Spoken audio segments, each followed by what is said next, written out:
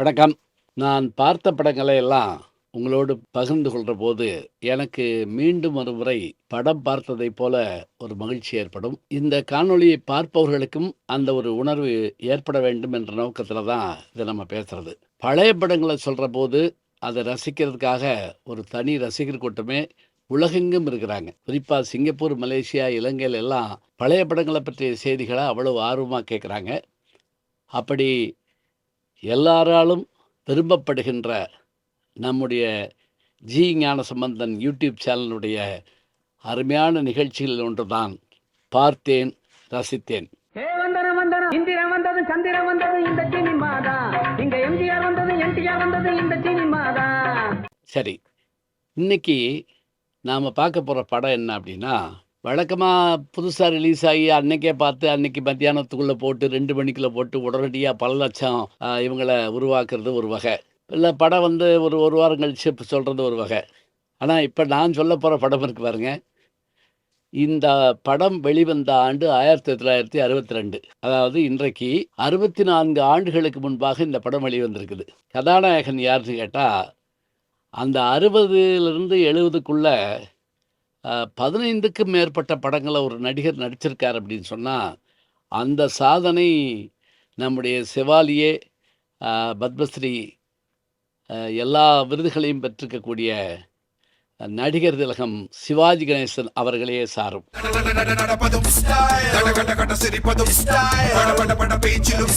இணை கதாநாயகனாக ஜெமினி கணேசன்,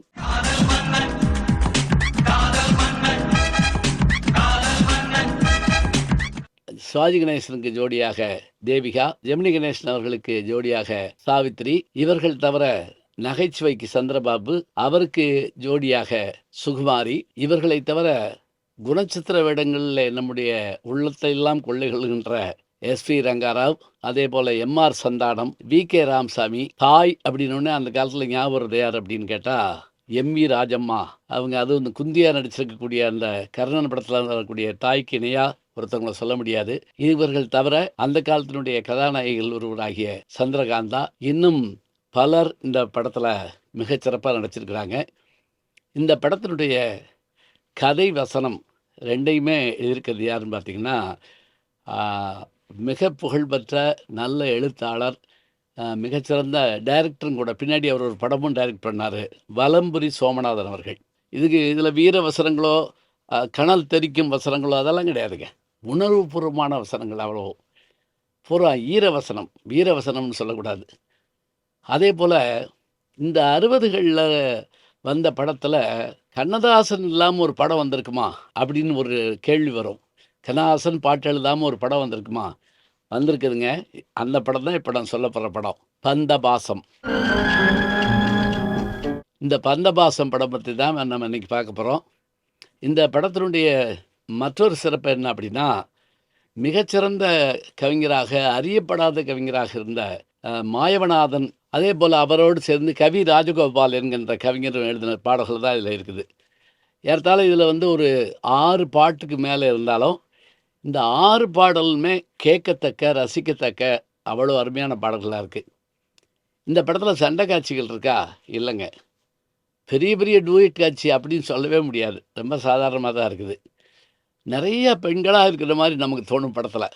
இந்த படத்தினுடைய இயக்குனர் யாருன்னு கேட்டால் ஏ. பீம்சிங் அவர்கள்.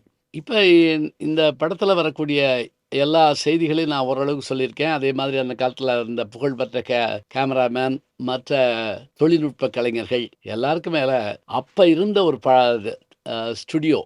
இப்போ அந்த ஸ்டுடியோ இல்லை. நான் அதை அந்த வடபழனி திருப்பத்தில் பார்த்துக்கிட்டே போவேன். அந்த நெப்டியூன் ஸ்டுடியோ அப்படின்னு அந்த ஸ்டுடியோ, அதனுடைய போர்டு மாத்திரம் சில நேரங்களில் பார்ப்பேன்.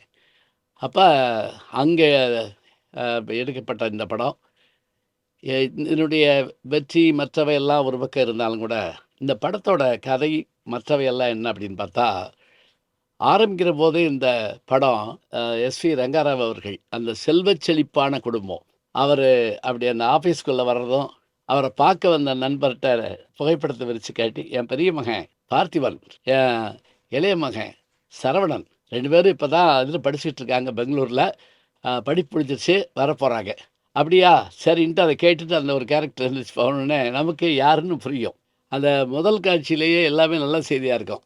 அது ஒரு லெட்டர் வரும். அதில அவரு பையன் எழுதின அந்த கட்டுரையோ, கவிதையோ அதுக்கு வந்து ஒரு பெரிய பரிசு கோல்டு மெடல் மாரி கிடைச்சிருக்கும். ஃபோன் போடுவாரு. சிவாஜி அந்த அறிமுகமே நல்லாயிருக்கும். நெறைய நுர சோப் போட்டு அப்படி தண்ணி தொட்டில குளிச்சுக்கிட்டே ஃபோன் எடுத்து பேசுறாரு அப்படியே அப்பாவுக்கு. "நல்ல செய்தி தம்பி" அப்படின்னு சொல்லி அவர் சொல்வாரு. அத அவங்க அம்மா எம்.வி. ராஜா அம்மா ஃபோன் பண்ணுவாங்க. இவங்களுக்கும் பார்த்திபன் எழுதுனதுக்கு கோல்டு மெடல் கிடைச்சிருக்கு அப்படின்னு அவங்க சொல்லுவாங்க. இப்படி எல்லாரும் பேசி அந்த மாதிரியான அந்த செல்வ செழிப்பான அந்த குடும்பம், இந்த குடும்பத்தில ஏற்படுற ஒரு மாற்றம் என்ன?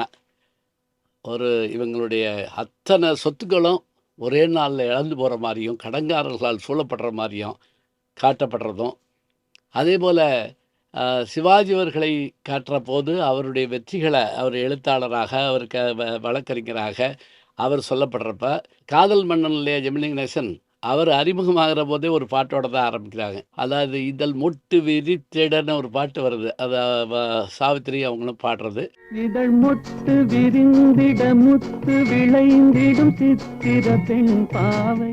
அவங்க பெரிய செல்வந்தர் குடும்பத்தை சேர்ந்தவங்க. எம்.ஆர். சந்தானத்துடைய மகளா நடிச்சிருக்கிறாங்க. இப்ப எல்லாரும் ஊருக்கு கிளம்புற மாதிரியான ஒரு நேரம் அது. இப்ப இவங்க படிப்பு முடிஞ்சு, அதேபோல இவங்களுடைய அ தோழி ஒருத்தவங்க இருப்பாங்க. அதையும் சொல்றாங்க. இப்ப கதாநாயகன், கதாநாயகி சந்திக்கிற இடம் வேணும் இல்லையா? அது இவர் அந்த சோப் போட்டு குளிச்சுட்டு வருவாரு பாருங்க. அப்ப அந்த குண்டு கருப்பையா என்ன பண்ணுவாரு, "உங்கள பார்க்க பத்திரிக்கை இதுலருந்து ஒரு அம்மா வந்திருக்காங்கன்னு." "ஏடா முதல்ல சொல்ல வேண்டாமா?" அப்படின்னு போய் பார்த்தா, அப்போ அவங்க வந்து பார்த்துட்டு "சட்டை போடாம வந்துட்டனே" அப்படின்னு, "சும்மா இருக்கட்டுங்க, ஒரு ஃபோட்டோ எடுத்துக்கலாம்" அப்படின்னு சொல்லிட்டு அப்படியே ஃபோட்டோ எடுப்பாங்க. அப்புறம் இப்போ ஒரு பேட்டி எடுத்துக்கிறேன்னோனே, "இருங்க சட்டை போட்டு வந்துடுறேன், காஃபி கொண்டு வர சொல்லிட்டு, நீங்க பார்த்திபன் நீங்க தானே பந்தாட்ட வீரர்?" அப்படி இப்படின்னு கேட்டோனே, "ஐய்யய்யோ! அது வந்து வேற வீடுங்க. நான் வந்து எழுத்தாளர். ஏன் நீங்க முதலே சொல்லல?" அப்படின்னு. "இதுக்கு என்னங்க வம்பா இருக்கு? இதுக்காக நான் உங்களுக்கு பந்தாட முடியுமா?" அப்படின்னு சொல்லி இவரு சொல்லுவாரு. இவங்க சந்திப்பு இப்படித்தான் ஆரம்பிக்கும். இவங்க வீட்டுக்கு வர்றதுக்குள்ளேயே எல்லாம் நடந்து போகும் இங்கே.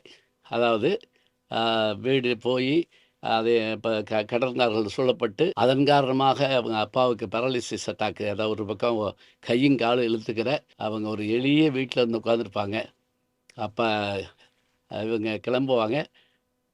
ரயில்ல வர்றப்பவே அவரு சொல்வாரு, இப்ப நீ உன்ன வந்து உடனே வீட்டுக்கு கூப்பிடல. நாங்க வீட்டுக்கு போன பிறகு வா, எங்க அப்பா, அம்மாவுக்கு அறிமுகப்படுத்துறேன். ஜோலார்பேட்டையில இறங்கிக்கோ.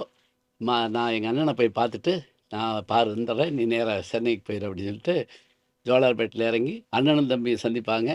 எல்லாரும் வந்து இறங்குன உடனே அவங்க அம்மா தான் வருவாங்க. "அப்பாவும் இல்லையா?" அப்படின்னு கேட்டுட்டு, போவோம் உடனே. டாக்ஸி அந்த டாக்ஸில ஏத்திட்டேன். நீங்க இந்த டாக்ஸில டாக்ஸியா? நம்ம கார் என்னாச்சு?" இதில என்னன்னா, அந்த படம் ஆரம்பிக்கிற போதே பிரம்மாண்டமான பங்களாவும், அதில பிரம்மாண்டமான பிளைமவுத் காருமாக அத காட்சியில நமக்கு காட்டுவாங்க. இப்ப வந்து சொல்றப்பா வீட்டுக்கு வா. வீடு டி நகர்ல இல்ல நம்ம வீடு. நீங்க ஏன் இங்க போ சொல்றீங்க? அப்படின்னு கேட்கிறப்ப, இல்லப்பா அங்க தான் நம்ம குலதெய்வம் இருக்கு அப்படின்னு சொல்லி கூட்டிட்டு போயிட்டு, அப்படி கதவ திறந்த உடனே தன்னுடைய அப்பா உட்கார்ந்திருக்க அந்த சக்கர நாற்காலில இப்படி தலையில துண்ட கட்டிட்டு உட்கார்ந்திருக்கிறத பார்த்த உடனே கதறி அழுதுருவாங்க. அப்பதான் ஒரு முடிவு எடுப்பாங்க. இனிமே நம்ம வேலை பார்த்தா சரி பண்ணணும்னு. அப்ப ஜெமினியும் வேலைக்கு போவாரு. அவரும் வேலை தேடி போவாரு. இந்த 2 பேரும் போற அந்த இதுவே அழகா இருக்குங்க. வி.கே. ராமசாமியினுடைய ஆஃபீஸ்க்கு ஜெமினி கணேசன் போவாரு. அங்க தான் சந்திரபாபு வேலை பார்ப்பாரு.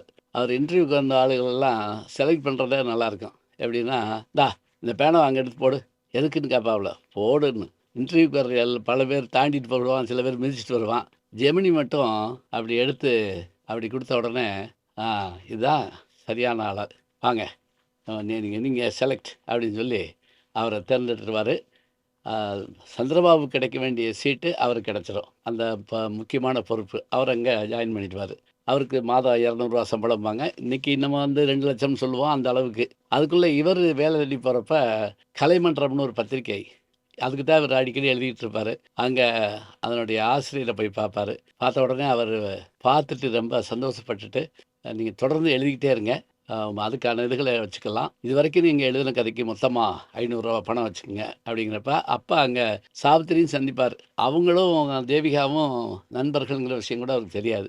இப்ப 2 பேரும் வீட்டிற்கு பணத்தோட வருவாங்க. ஒரு சந்தோஷமான மின்னல் கீற்று அந்த வீட்டுக்குள்ள வரும். இப்படி "இனி நாங்க சம்பாரிச்சு உங்கள காப்பாத்துவோம்ப்பா" அப்படி சொல்லிக்கிட்டு இருக்கப்ப, இந்த கதையினுடைய போக்கு கொஞ்சம் கொஞ்சமா மாறிக்கிட்டே போகும். எப்ப முக்கியமா மாறும் அப்படின்னு கேட்டா, இவங்க தர வேண்டியதில் ஒரு ரூ. 50,000 பாக்கி இருக்கும். அதை கேட்டு கொட்டாப்புளி ஜெயராமன் அந்த காலத்தில் ரொம்ப ஃபேமஸ் நடிகர். அவர் வந்து இந்த பணத்தை உடனே கொடுக்கலன்னா நான் வந்து ஜப்தி பண்ணி நடுத்தருக்கு கொண்டு வந்துருன்றாரு. உடனே இதை கேட்டுட்டு 2 பேரும் கலங்கி போய் நிற்பாங்க. சிவாஜி என்னமா செஞ்சு இந்த பணத்தை சம்பாதிக்கணும்னு நினைப்பாரு. அப்போ ஒரு விளம்பரம் வரும். கால் நடக்க முடியாத ஒரு பெண்ணு, சக்கர நாற்காலி பெண்ணு. அந்த பெண்ணுக்கு மாப்பிள்ளை தேடுறோம். கல்யாணம் பண்ண ஒத்துக்கிட்டா அவங்களுக்கு ரூ. 25,000 நாங்கள் பணமும் கொடுக்குறோம்னு வரும். இப்போ இவர் போய் முதல்ல சந்திரபாபு போயிட்டு பணத்துக்காக போயிட்டு திருப்பி ஓடி வந்துடுவார். சிவாஜி போவார். இவரை பார்த்த உடனே அவங்க ஒத்துக்கிடுவாங்க. சந்திரகதாவும் அதை ஏற்றுக்கிடுவாங்க. எங்கள் அப்பா அம்மாவுக்கு தெரிய வேண்டாம், இப்போதைக்கு இருக்கட்டும், அப்புறமா நடத்திக்கலான்னு சொல்லி அன்னைக்கே கல்யாணம் பண்ணுறதுக்கு ஏற்பாடு பண்ணி, தேவிகா அவர் காதலிக்கிற விஷயம் நமக்கு காட்டுறதே ரொம்ப நல்லாயிருக்கும். அதுக்குள்ளே ஒரு பாட்டு வந்துடும் அவங்க 2 பேத்துக்குள்ளே. பந்தல் இருந்தால் கொடி படருங்கிற அந்த பாட்டு அதெல்லாம் முடிஞ்சிருக்கும்.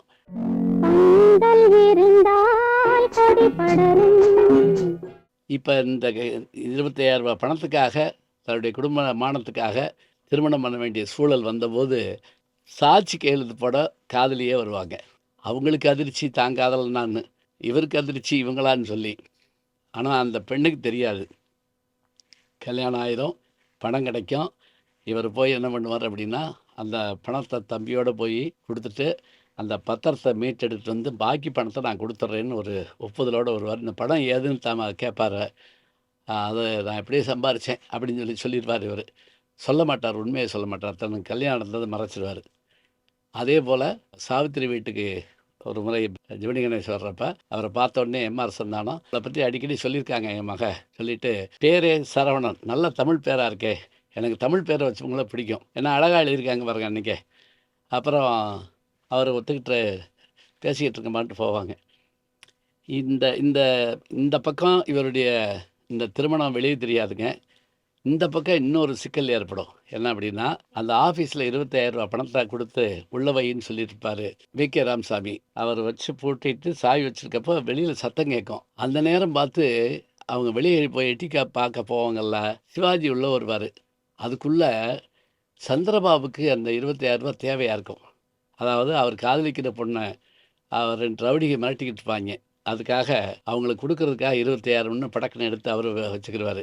இந்த படம் முழுக்க 25,000 25,000 25,000 வந்துக்கிட்டே இருக்கும். இப்போ இவர் வந்து சந்திரபாபு மேலே மோதிட்டு உள்ளே இருக்கார் போங்க அப்படின்னு சொல்லிட்டு அவர் போயிடுவார் பணத்தை எடுத்துக்கிட்டு. இவர் வந்து உட்காந்துருப்பார். அப்புறம் என்னப்பா பூட்டிட்டு சாவியை அப்படியே விட்டுட்டு போயிட்டா, ஜாக்கிரதப்பா அப்படின்னு சொல்லி சிவாஜி சொல்வார். பார்த்தா மறுநாள் அதில் பணம் இருக்காது. எடுத்தது யார்? இவருக்கு வேலை போயிடும். அது மட்டும் இல்லை, திருட்டுப்பட்ட வந்துடும்.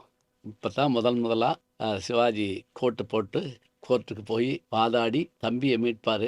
அப்படி தம்பியை மீட்கிற போது கூட தம்பிக்கு என்ன சந்தேகம் வரும்னா, அண்ணன் தான் பணத்தை எடுத்திருப்பாருன்னு ஒரு சந்தேகம் வரும்.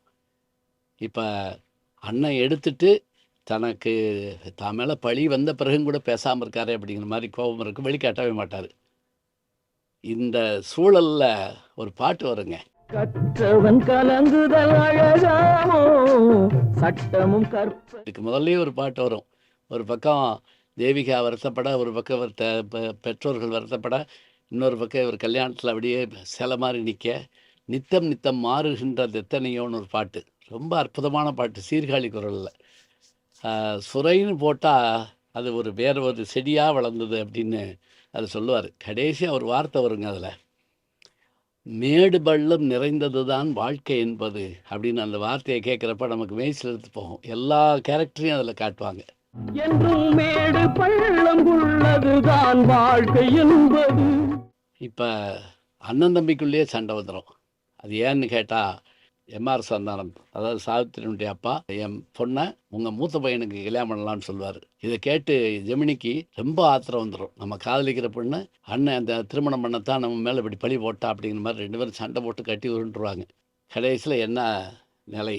இதுக்கு நடுவில் ஒரு சின்ன ட்விஸ்ட் இருக்கும். இந்த படம் யார் படம் அப்படின்னு கேட்பார் ஜெமினி. அவர் அது விகேஆர் மேஜில் என் காணா படம் பொண்ணு பேர் சித்ரா, அதனால தான் அதுக்கு சித்ரான் கம்பெனின்னு வச்சுருக்கேன் அப்படின்னு சொல்லிட்டு ஒரு சின்ன செய்தியை முடிப்பார். அதுக்கான விடையும் படத்தோட இறுதியில் இருக்கும். இப்படி சண்டை போட்டு கட்டி உருண்டு அப்பாட்ட அம்மாட்டெல்லாம் அடி வாங்கி அந்த பணம் ஏது, 25,000 ஏது, உனக்கு இப்படி கிடைச்சது, அன்றைக்கி எப்படி இருந்தது, இப்படி இவங்க எல்லாம் கேட்குற போது சிவாஜி எதையும் பதில் சொல்ல முடியாத ஒரு சூழலில் இருப்பாங்க. இதுக்கு நடுவில் சந்திரகாந்தா வீட்டில் அவர் இருக்கிறப்ப தேவிகா வருவாங்க. வந்தவங்க சிவாஜியை தனியாக பார்த்த உடனே அப்போ சிவாஜி சொல்வார், நான் மன்னிப்பு கேட்பார்.